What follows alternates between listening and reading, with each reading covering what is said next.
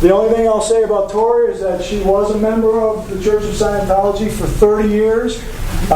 She made her way up through many of these levels. Sit there. She went through several levels of these steps, and so therefore knows quite a bit about the church and how it has worked, at least during her tenure there. And please do visit torymagoo.org and find out more about her story. And with that, please welcome Tory Christman. Thank you. Thank you. Thank you very much. Thank you all for coming tonight. I really want to thank the Center for Inquiry, because whether you know it or not, the members, I was here a couple of years ago. I did a full talk. It's about an hour long. It's on the internet at Mark Bunker's site, which is XenUTV, XenUTV.com. And it's Tory Talks to CFI. And I can't tell you how many people have called me who have left Scientology thanks to that talk. They see that video, and they've called me up and said, you know what, I get it, I'm leaving. I mean, they do more research on the internet, but it's a big intro to it. So I want to thank all you guys. First of all, hand to you guys.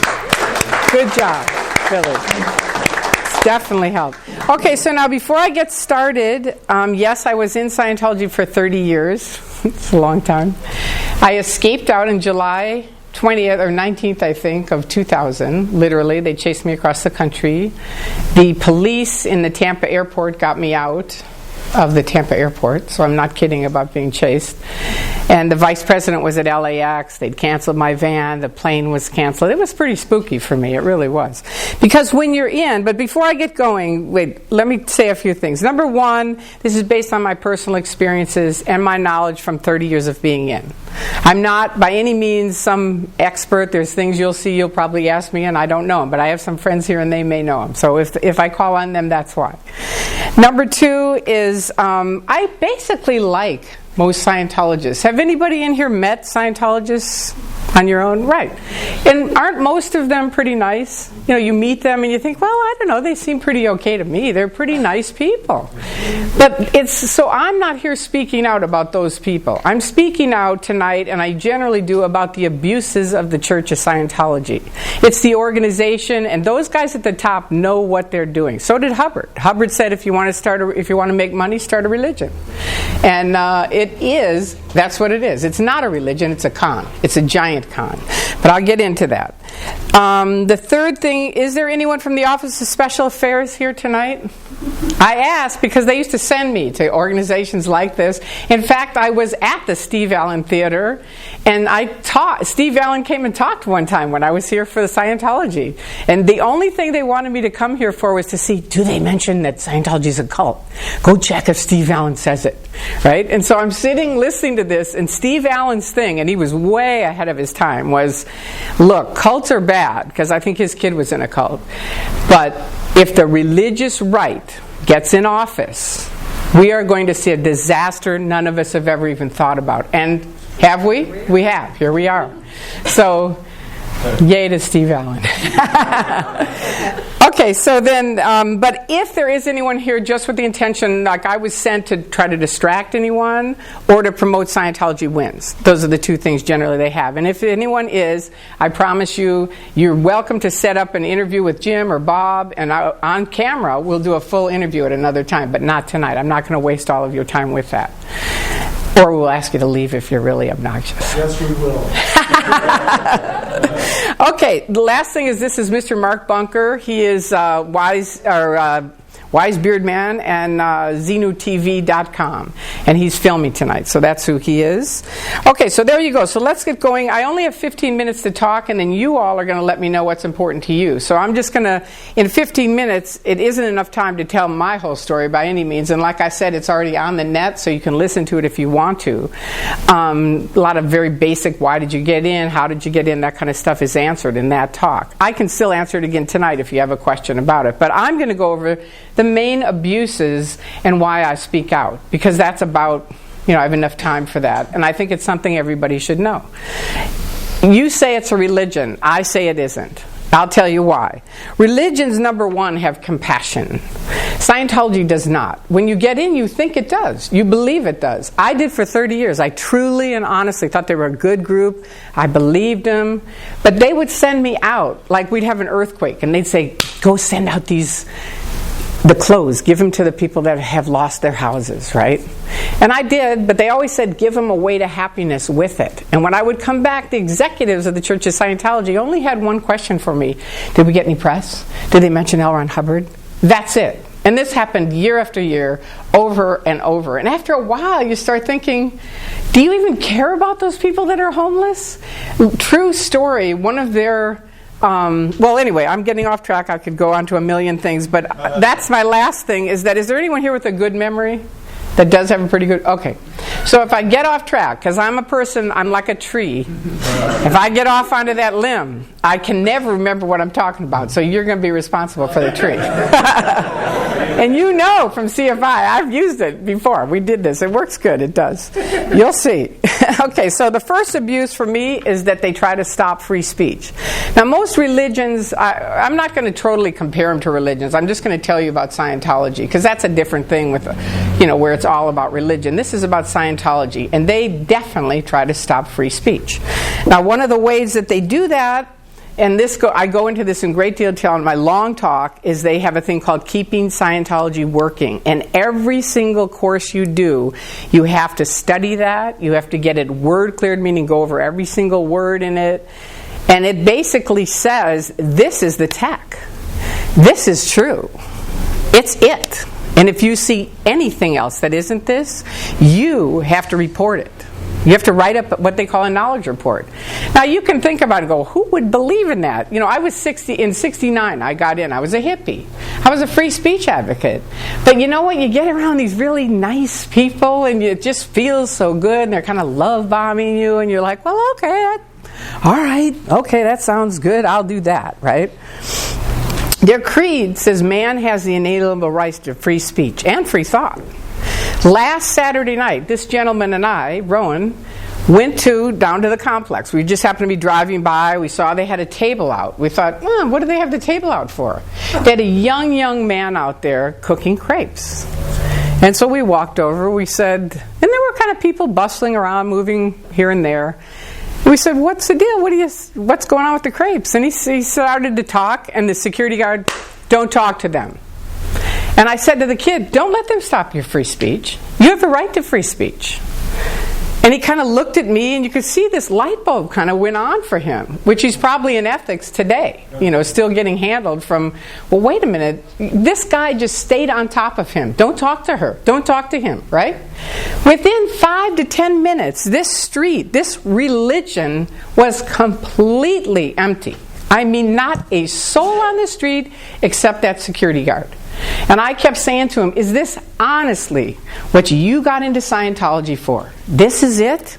To follow someone around on a street and stop their communication? That's what you got into Scientology for? And we were there. We stayed. We ended up staying for about an hour. We probably would have left within 10 minutes if they would have given us the crepe. And I kept reminding him of that. I kept saying, you should have given me the crepe. But, that's the way they are. So they cut communication all the time. They declare people suppressive. I'm going to show you. I brought it. Oh, wait, hang on. I brought my suppressive declare. This is Suppressive Person Declare, Tory Bazazian. It's actually on my YouTube site. You can go read. I read the whole thing. But it's basically a bunch of hogwash. It's like, Tory thought for herself, so she's declared. You know what I mean? And once you're declared a suppressive person, it is on goldenrod like this. They used to hang them up in their quote-unquote churches. But everybody'd go read everybody else's dirt. Wow, what happened here? Look what happened to him. So now, so many of their big opinion leaders have been declared suppressive that they don't show them anymore. You don't know. Because all of Hubbard's staff, his original staff, are gone. All of their original top auditors, most of them are gone. A vast majority of people, there's more people out than in, let's just say that. So, that's one of their a key way to stop communication, though, because they are not, and this is again why I say they're not a religion. You are not allowed to talk to a person who is declared suppressive. Like literally overnight, in 2000, I lost every friend I had, 30 years of friends, and my husband of 27 years. That was it. I was declared suppressive. That was it. He hasn't talked to me since. He divorced me. That was it. And he's got all kinds of lies up on the internet about me that I'm sure they got him to try to handle Tory. And he called me up saying this stuff. You had an affair. I said, who'd I have an affair with? Send him over. Right? and you wanted to get off your medication. I have epilepsy. I said, oh, come on. Yeah, I wanted to have those grand mal seizures. That was really great. It's like, come on. And it was like Tory Christman or Tory Bazazian, took all of her husband's money. It's like, go see our house. Anybody who's been in my house knows, we were a meager, both of us worked. We both worked our way up the bridge to total freedom. He's OT8. It's like a triangle. He's OT8 and really screwed up. I'm OT7 and bailed out. I got out. So that's where we're at. But I asked him, I said, here's the truth. Here's the bottom line. My front door's open. You can come over any day, any time, and I'd be happy to talk to you. I don't know where you live. I don't know where you work. So don't say I left you. And you know why he called me up? Why he was upset? Because I went on CNN and they asked me about Katie Holmes and what would happen to Katie if she left Scientology. And I said, well, when I left, I lost all of my friends of 30 years, and then I looked in the camera and I said, and my husband of 27 years left me. And that's why I was mad. He called me up, I didn't leave you, you left me. It's all PR. That's all it is. That's all they ever care about. Okay, so they stopped free speech. They also, this is another thing a lot of people don't know, when the internet came out, they literally, now this is going to sound hard to believe. How many people have heard of the net nanny? A few people. It's called the net nanny. What they did, the internet came around, they had a big event. They said, wow, we've got to get on the internet. So we were going to create websites for all of you. You can sit down and write out your story, and we'll put on a few links, which are all their front groups, right? And here's your disk, go put it on your computer. And you're like, why? And they're like, well, you have a very important story. Don't you think other people will want to talk to you?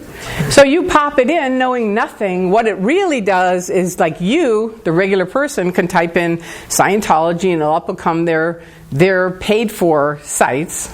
And then the next thing will come up all the critical sites that are top secret sites, Xenu TV, Xenu.net, that kind of stuff that they don't want anybody to see.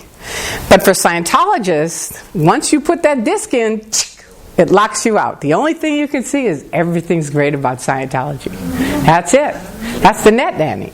Now, it's now 2008. They did this at the end of the 1990s. So I doubt if that's still working because people, the internet's everywhere. This was back when 5 people had an internet kind of thing. So they were hoping they could control it. The other thing they did, my auditor, which is like a counselor, said to me, Tory, we need to handle these evil people on the internet. They're ruining our religion.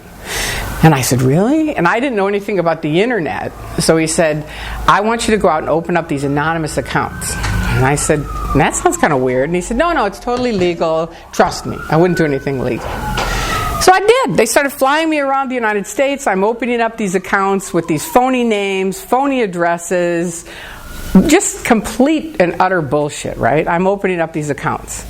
And the more I meet with them, the weirder it's getting. And I grew up in Chicago. I've been around the mafia, and I started thinking, this is kind of mafia-like, right? Now, I'd never looked on the internet. I was too afraid. My girlfriend went insane on the internet. My same auditor said that's because she went on the internet. That's why she went insane.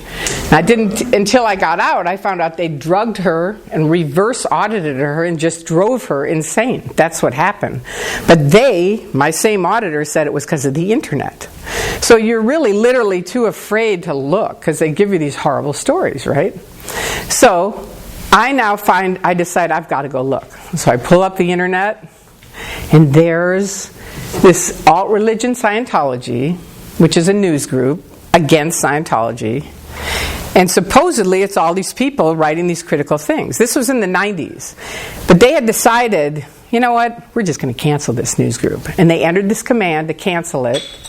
And literally, and I've met people from around the world, they call themselves the critics. There are people that are against Scientology. They never were in, but they're free speech advocates. And they all said, not on our watch. And they started whipping up websites and this and that. It was phenomenal. I mean, Brian, I met you in the 90s. He was picketing, and he helped me because he said, if you're free, why can't you read certain books? Now, I didn't say it nasty. That's what really made the difference, because a lot of people were yelling all kinds of facts to me, but he said it very nicely to me. He really wanted to know, and I couldn't stop thinking about it. It's like, if I'm free, why can't I read certain books, right? So here I am out opening up phony accounts with using a phony name, a phony address, all this stuff. All of that helped me wake up in the end, because I met my friend Andreas over in Norway. He helped me on the internet. They'd said he was like worse than the devil. He helped me on the net. And so I wrote him a little thank you note. He wrote me back, you're welcome. I thought, well, that's not too devilish. Right? Plus, he had his full name and address and phone number on it. And I thought, now wait a minute. Here we are at the top of the bridge to total freedom. We're using our phony names, phony addresses. I can't even say my auditor's name on the phone anymore because whatever we're doing is so illegal, I have to call him Jack and his name's Bill, right? So it's like, who is worse here? Andreas in Norway or my friend and all my liar friends in Scientology, right? It was a very, very key moment for me. So I wrote him, I was just hysterical. And I wrote him and I said, Andreas, if I leave, well, first of all, I said, why do you have up this stuff about me on the net? And he said, I believe in truth. I believe in courage. I believe in looking at both sides. I don't think Scientologists are bad. I just think they're misinformed. And I sat in my dining room and I cried for 4 hours. I couldn't stop crying because that is who I was at 22 when I got in, at the bottom of this little triangle. And now at 53, I was a chronic liar. I'd given them all my money. Everybody that I loved was cut off from me except my friends.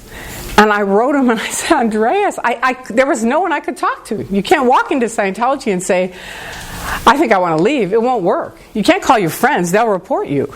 It was like unbelievable. My husband was born in it. So I wrote to Andreas and I said, Andreas, if I leave, I'm going to lose every friend I have and quite possibly my husband of 27 years.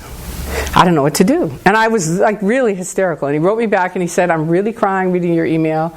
I'm really sorry you're going through what you're going, but I've got to ask you this one question. And this is what's so key. He said, what kind of friends could those be if they're going to leave you because you change your mind? And that was it. To me, how many of you in here have seen The Truman Show? It's a great movie about kind of mind control and that, where everything's good morning, good afternoon, good evening. It's kind of like how Scientology is. Welcome to Scientology. But all of a sudden my personal Truman Show just cracked in half. It was like, that was it. And literally within a couple of days I escaped out. So there you go on that. Their next abuse, that is their really huge abuse, is breaking up families. They do it all the time. They declare someone a suppressive. No one's allowed to talk to him. If you talk to him, you're declared a suppressive. My dear friend Ida Camber, her son has not talked to her in 30 years. I have people call me all the time. I lost my son. I lost my daughter. I had a lady call me a month ago. She got a flyer for WISE, which how many of you have heard of WISE? It's one of their front groups, World Institute of Scientology Enterprises. It's a management thing. We'll help your business. We'll 3x your money, right? She got it in the Midwest, said to her husband, let's go. So they went to Clearwater. They flew in. They did an interview with the lady. They said, what do you think of Scientology? She said, I'm not interested. I'm here for the management technology. They said, okay, great. They did 8 more interviews with her husband over the weekend, and he walked out after the 8 interviews on Sunday night and said, either you join Scientology or it's over. And they'd been married 17 years. So, it's hardcore. It's not religious. Do you know what I mean? That's not religious. That's either or. How many people saw the Tom Cruise video? You're either in or you're out. Right? I mean, he's a total fanatic. That's how they are. That's how they believe. Now, that's how a lot of religions believe, but they don't do these kind of abusive things, I don't think, that I know of, where they stop free speech, they break up families, they have... Their third abuse is fraud, lies, and money. Like you said, you don't get up to those things. Their top beliefs, they don't believe even in God. They say they do as a PR thing, just to kind of wine and dine other churches. But the truth is, they don't. Hubbard was very much against God, angels. I used to have angels around my house, and my husband would break them all the time because he was OT8, right? And it was freaky. It was like, does this guy think he's God or something? But you can't say that. This conversation I'm having with you, I never had with him. You can't. You can't do that. It's not okay. It's out security. Okay, so you're paying for it all the time, moving up the bridge. And the ironic thing is as you're paying, you are losing your own personal freedoms. You don't realize it. It's a real mind control thing, where it's like they're selling you greatness and enslaving you. All in many different ways. Come on, we need your money. Look what's happening in Iraq. We need blah, blah, blah. We're going to handle it. Now, the odd thing is you always look at these things and go, what did they handle? What have they fixed in the world? And I used to start to ask them, what about the homeless people in LA? What about them? What are you doing about that? And you know what they said? We don't have time for them, Tory. We'll get them next lifetime. Move on. They told me. True story. Okay, the fourth abuse is roping in young children. They do, young people don't go to college, join Scientology. It's kind of like that movie where Goldie Hawn joins the army, you know what I mean, and she's going to have her apartment and all that stuff. It's a little bit like that. They're going to get auditing and training and all this stuff. Most people that work 20, 30 years, they've never even made it up to clear, which if you, on their bridge, it's like clear as here. They've never made it anywhere. They just work them to death. And it was fascinating for Rowan and I to see that young man the other night. You could see the light bulb on his head. You know what I mean? Because that guy kept stopping his communication. Don't talk to her. It's like, who does he, he's like an underpaid security guy. It's telling him, did he get in knowing that somebody's going to tell him who he could talk to and who he can't? Okay, so the fifth one is medical abuse, which I have some very personal experience on this because I have epilepsy. I haven't had a seizure in 20 years, but back when I was in Scientology, I joined their C organization, was in it for a few months, and then I ran out of my medicine. And I said, I got to get my medicine. And they said, medicine? And they sent me to the MLO, which is the Medical Liaison Officer.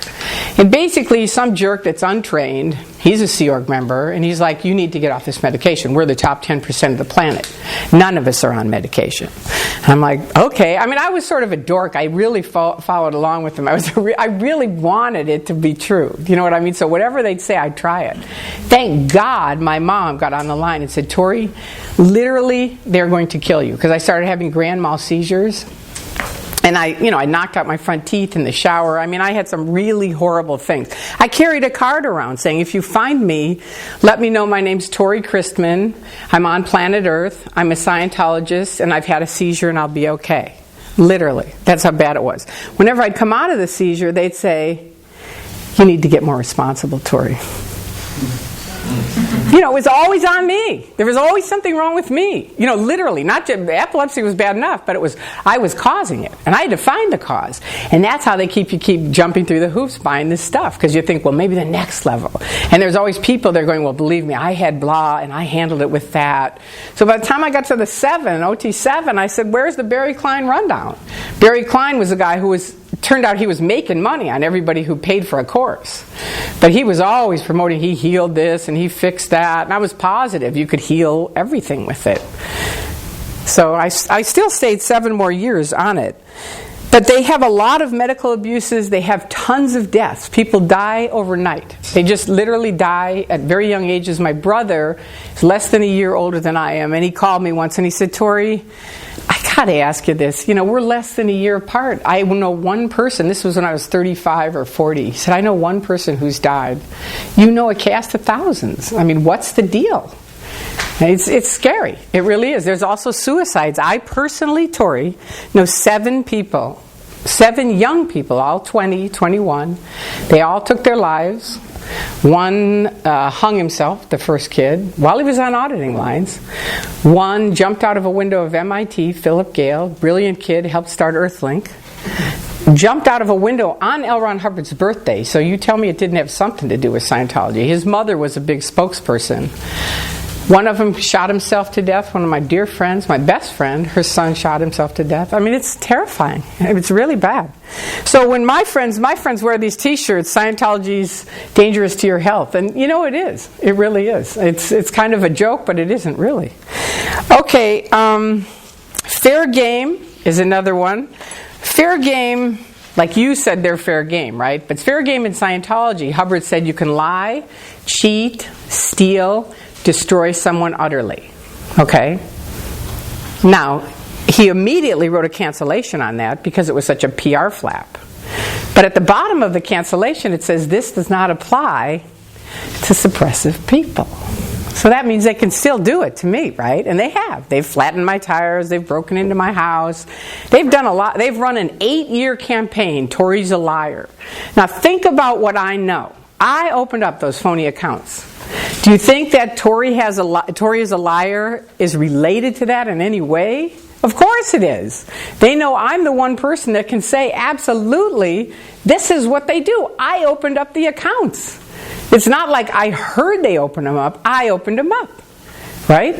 So they've run this ongoing campaign of slander and libel on the internet about me and many, many other ex-Scientologists. Just flat out horrible lies about people.